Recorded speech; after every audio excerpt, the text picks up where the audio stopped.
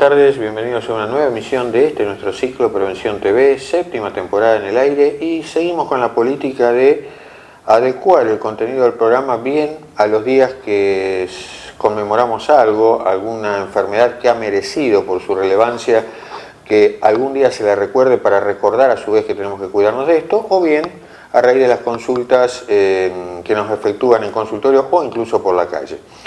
En el día de hoy nos había quedado rememorar algo, porque pasó el 14 de noviembre, y el 14 de noviembre fue el Día Mundial de la Diabetes. Entonces la idea luego de un breve corte es refrescar los conceptos fundamentales, de manera que uno sepa a qué atenerse, ante qué síntomas consultar, o si uno ya es diabético, la mejor política para que esto no progrese. Y en el segundo bloque vamos a hablar de hipertensión arterial en situaciones especiales, como puede ser el tema del calor ahora. ¿Qué pasa con la presión? ¿Sube, baja?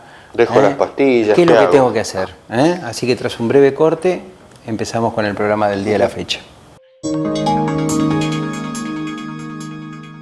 Bueno, la diabetes es una enfermedad que casi ya empieza a ser considerada una especie de epidemia global, pandemia global, dado el avance impresionante que ha tenido en las últimas décadas. Avance impresionante por allí no en cuanto a control y tratamiento exactamente, sino avance impresionante en cuanto a la cantidad de casos que se registran.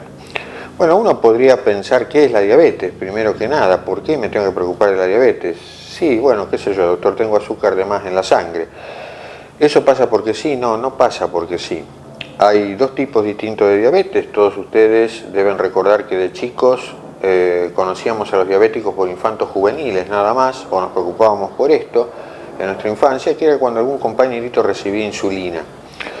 En este caso en particular, la diabetes se da porque hay un órgano en nuestro cuerpo que es el páncreas. Ese páncreas fabrica una hormona que se llama insulina, y esa insulina hace que el azúcar que circula en nuestra sangre sea utilizada para lo que debe ser utilizada, porque tiene una finalidad el azúcar de nuestra sangre, y que no exceda de los límites que hacen que aquello que en principio es útil se transforme en un tóxico.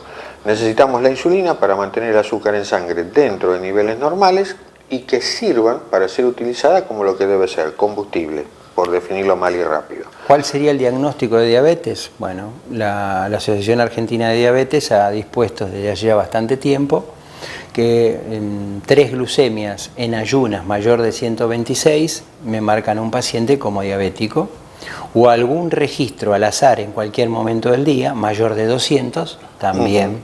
Y después hay situaciones especiales como son la diabetes gestacional. Perdón, lo que quiere decir Javier es esto: estamos hablando de 3 registros arriba de 126 cuando yo me fui a sacar sangre en forma programada y cumplí con un ayuno establecido.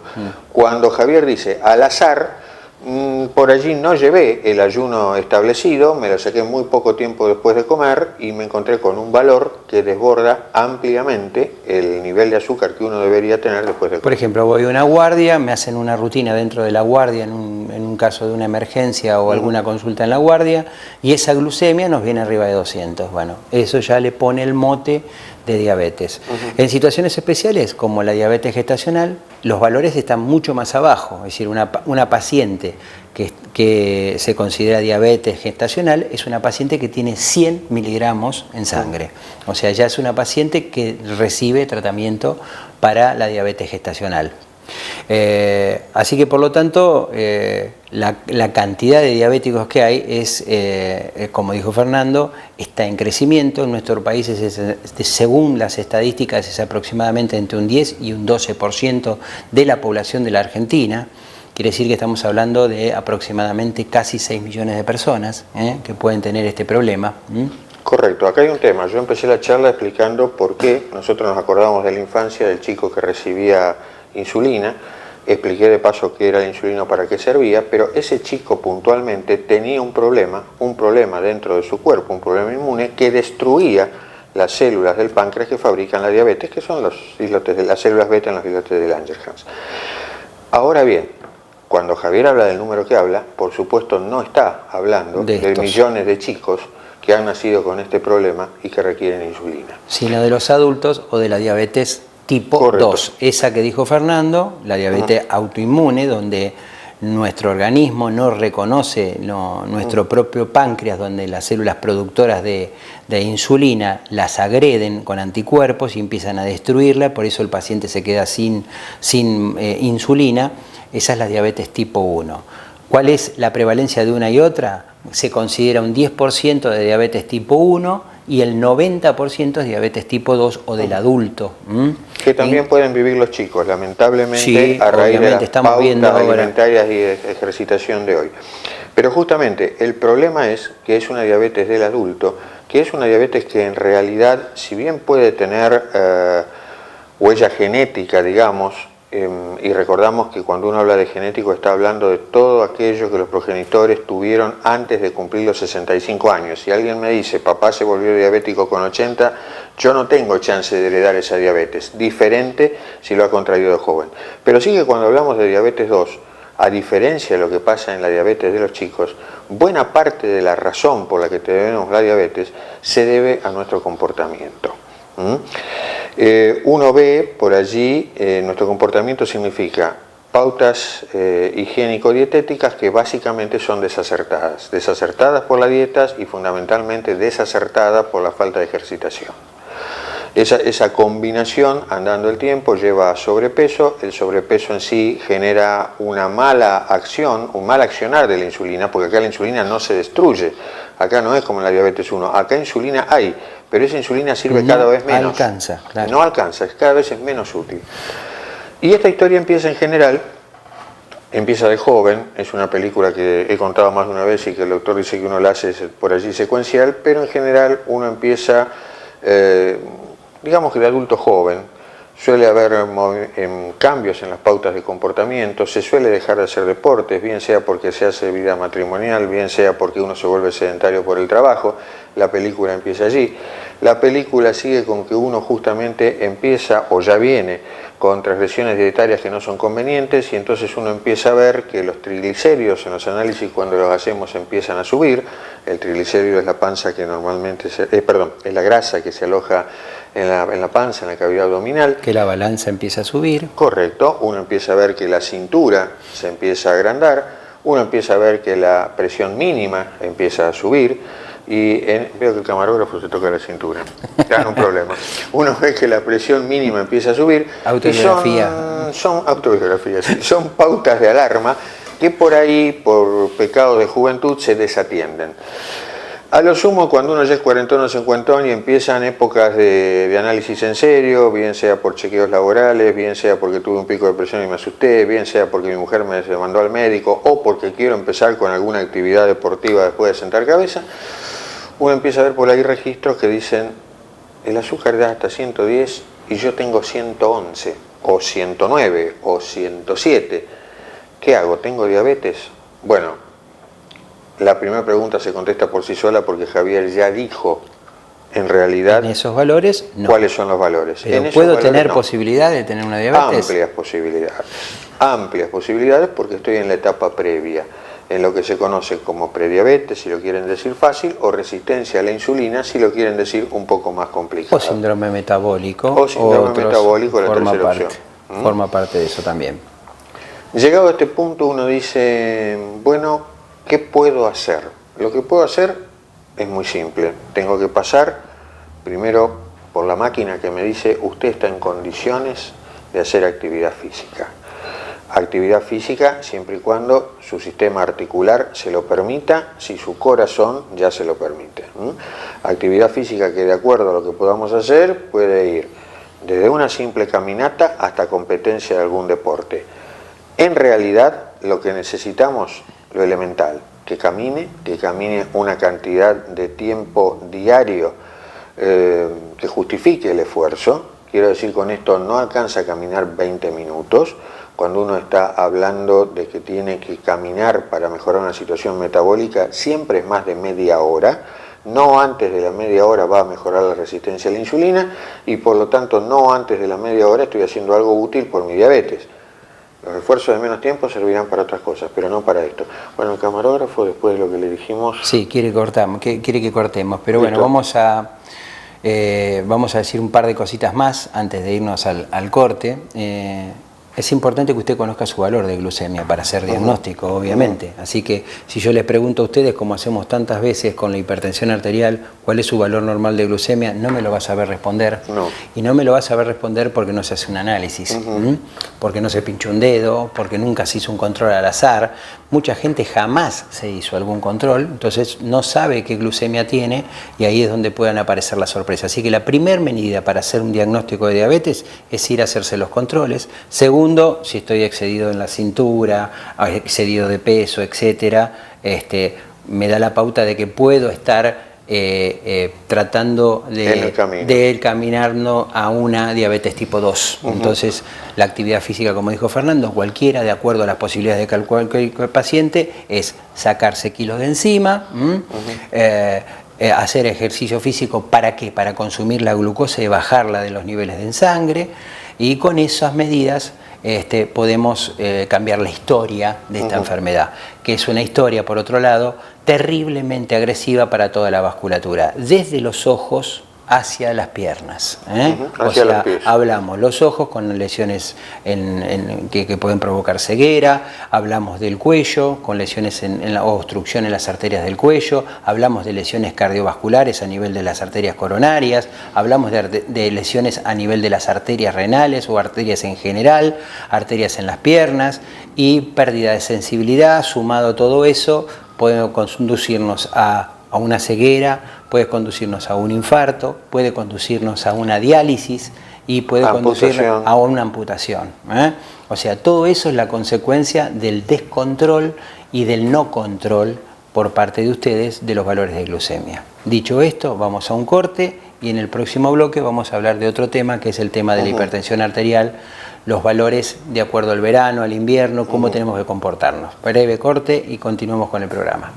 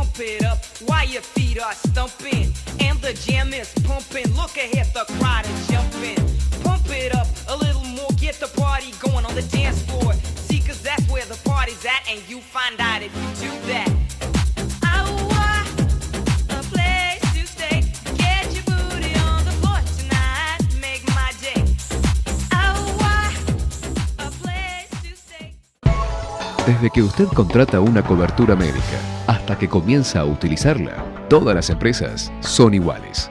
Después, es mejor que sea el Círculo Médico de Quilmes, quien le ofrece a través de Femeva Salud Quilmes y Emedic una real libre elección del profesional en su consultorio particular y beneficiarse con su aporte de ley.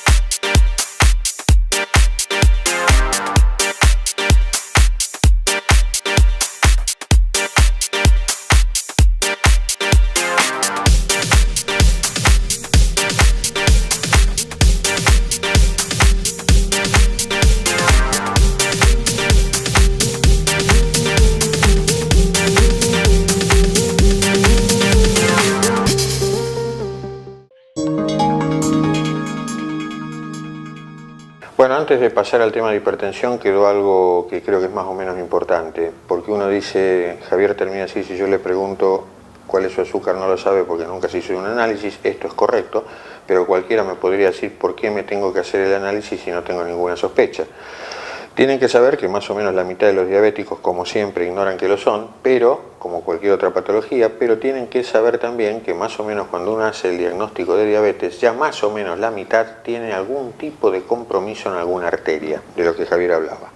No es raro, por lo tanto, que uno le llegue a un paciente y diga, mire doctor, cuando me hicieron el diagnóstico del infarto descubrieron que era diabético. Eso es una cosa bastante frecuente. Pero lo que quiero decir es esto, ¿cómo me doy cuenta?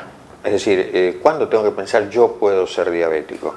Y yo tengo que pensar que yo puedo ser diabético si se dan 3 elementos. Mucho hambre, mucha sed y mucha diuresis. Si yo noto que esa conjunción de elementos que de golpe tengo un hambre que no puedo explicar, una sed que no puedo explicar y como consecuencia de esto ganas de orinar a cada rato, entonces más razón todavía si tengo antecedentes familiares, entonces yo allí me tengo que plantear la posibilidad de ser diabético. Por supuesto, con más razón si estoy excedido de peso, pero el hecho de ser flaco no quiere decir que la posibilidad no exista. De hecho, cuando un paciente pesa 85, 90 kilos y de golpe sin explicarlo estamos en 70, las chances son 3. La primera, por supuesto, es cáncer. La segunda, que tengo un problema en la glándula tiroides, en el sentido de una tiroides que funciona de más, pero la tercera es diabetes. Una diabetes descompensada puede debutar con un enflaquecimiento terrible. Así que, bueno, dicho esto, que no lo quería dejar pasar porque de alguna manera uno dice, ¿se controla el azúcar? No, pero ¿para qué me la voy a controlar? No, acuérdense de lo que dijo de los síntomas, las 3 P, polidipsia, polifagia y poliuria.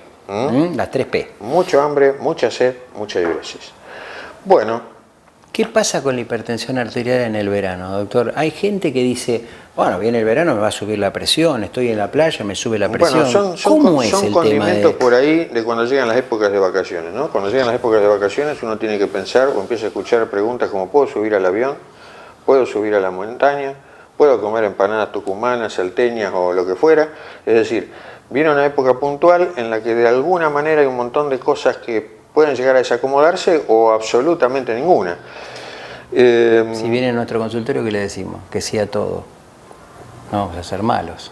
Pero que me traigan empanadas salteña, tucumana. Sí, obviamente, el mangazo va a estar. Listo. Pero en realidad el problema de la presión es un problema real, concreto, existe, no le pasa a todo el mundo. Esto no es una regla de que cuando hace más frío más presión voy a tener y que cuando hace calor la presión va a bajar tanto que yo no voy a necesitar pastillas. Hay gente para la cual la temperatura es absolutamente indiferente y se mantiene con su mismo esquema terapéutico todo el año, y hay otra gente que exactamente al revés es muy sensible a los cambios de temperatura. Ustedes tienen que pensar que el calor y el frío pueden inducir cambios en nuestro cuerpo. Expuestos al calor, mucha gente experimenta dilatación de sus arterias, dilatación de la cañería por donde corre la sangre a presión, y al dilatarse la cañería cae la presión dentro del caño.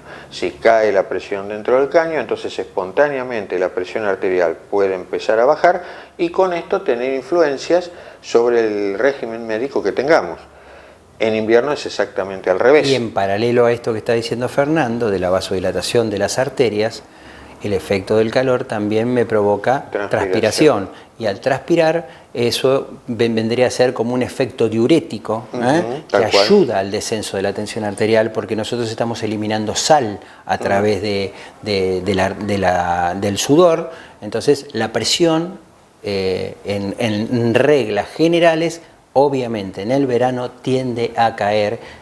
Y hay que hacer un ajuste por ahí, probablemente en la medicación. Este es todo un tema. Porque, no lo deben hacer ustedes. A esto iba. ¿Quién lo tiene que hacer? El cardiólogo a cargo. Perfecto. Es decir, yo debo ir con mi cardiólogo y decirle, me está pasando esto, porque normalmente no ocurre que el paciente tiene cifras, pongamos 9,6, asintomático. El paciente le baja la presión, tiene 10,6, 9,6, aun cuando todavía sean registros normales, pero tiene síntomas. Síntomas en el sentido de decir, me mareo, me canso. Tengo mucha flojedad, Correcto. estoy muy cansado, tomo la pastilla de la mañana que tengo indicada y al ratito, la verdad, empiezo a bostezar, tengo mucho sueño, tengo ganas de tirarme, de acostarme. Entonces, esos son síntomas inequívocos de que seguramente el flujo cerebral está alterado porque la presión ha bajado y el agua que nos llega al tanque es menor de la que veníamos recibiendo, por lo tanto el paciente acusa recibo de todo eso con esa sintomatología. Una de las primeras sospechas es eso que el paciente nos viene a referir en el consultorio. Pero como decíamos recién, no es indicación bajo ningún punto de vista de suspender la medicación. Habrá casos aislados que requieren esto, pero en la gran mayoría es cuestión de ajustar dosis, charlarlo con el cardiólogo y buscar la dosis conveniente para ese momento del año en los cuales las temperaturas empiezan a apretar y la presión empieza a caer. En hipertensión arterial, perdóname Fer, hay una cosa que es muy importante y que nosotros lo vemos a diario en el consultorio. La gente viene y dice, sí, porque a mí me medicaron y me dijeron que cuando me tome la presión y tengo tal valor, no tengo que tomar el remedio. Eso no es así. Uno no puede andar corriendo atrás de los valores. Es decir, yo tengo presión y tomo una pastilla, si no tengo presión no tomo la otra. Uno debe estar medicado de manera tal de que la presión esté en el objetivo terapéutico que es 12,8 a lo largo del día. Entonces, si la dosis está superando eso, o sea, me baja demasiado y el paciente se pone sintomático, es decir, está mareado, no se siente confortable, etcétera, yo bajo la dosis, pero para mantener un valor estable y regular durante todo el tiempo. No debo suprimir dosis ni correr atrás de los valores, porque ahí es donde más nos cuesta poder estabilizar al paciente. Es decir, uno tiene que estar medicado para tener la presión en manera estable a lo largo de las 24 horas y no correr atrás de los valores. Dicho de otra manera, porque allí uno diría, bueno, ¿qué me va a decir el cardiólogo que yo no sepa? El cardiólogo lo que va a hacer probablemente en el tema de la duda, hará seguramente un monitoreo ambulatorio de la presión arterial, por esto que dice Javier. No sirve de gran cosa si yo modifico los valores por 1 o 2 registros aislados. Yo tengo que tener una regularidad a lo largo de las 24 horas. Tal vez incluso el ajuste de dosis contemple la modificación del horario en que yo deba tomar el comprimido. Pero por esto mismo es que uno debe, entre otras cosas, concurrir al cardiólogo. Porque si no, es como dice él, 90-60, tomé media pastilla, pero a la tarde tenía 130, ¿qué hago? Me tomo la otra media, no me la tomo. Y con lo cual, finalmente terminamos en una situación de incertidumbre que genera incomodidad, genera angustia incluso, sin tener mayor razón de ser. Y una cosa importante, así como tenemos la herramienta del monitoreo ambulatorio de la presión, también tenemos los registros que ustedes pueden hacerse en su domicilio, que tendrían que ser en distintos horarios del día. Por ejemplo, algún día me tomo a la mañana, a los 2 o 3 días me tomo al mediodía, a los 2 o 3 días me tomo a la tardecita, de manera tal de tener un registro diario o cada 2 o 3 días de qué pasa con la presión en distintos momentos del día. ¿Por qué? Porque también ocurre que ustedes pueden venir a describirnos ese cuadro y como están en el consultorio, el guardapolvo blanco me genera una presión elevada fuera de lo que habitualmente ustedes tienen. Por eso que el control que ustedes se realizan fuera del ámbito del consultorio, para nosotros tiene mucho peso, mucho valor en cuanto al diagnóstico de esta hipotensión que ocurre habitualmente durante el verano. Bueno, hay muchísimo más para decir, pero el tiempo es muy tirano, el programa dura media hora y nos están haciendo señas que tenemos que ir a un corte. Así que tras un breve corte cerramos el programa. Bueno, llegamos así al final de un nuevo programa del ciclo. En realidad la motivación de hoy estuvo dada por un mix, por un lado el Día Mundial de la Diabetes, por otro lado una pregunta que se ha repetido en el consultorio de los dos en la última semana.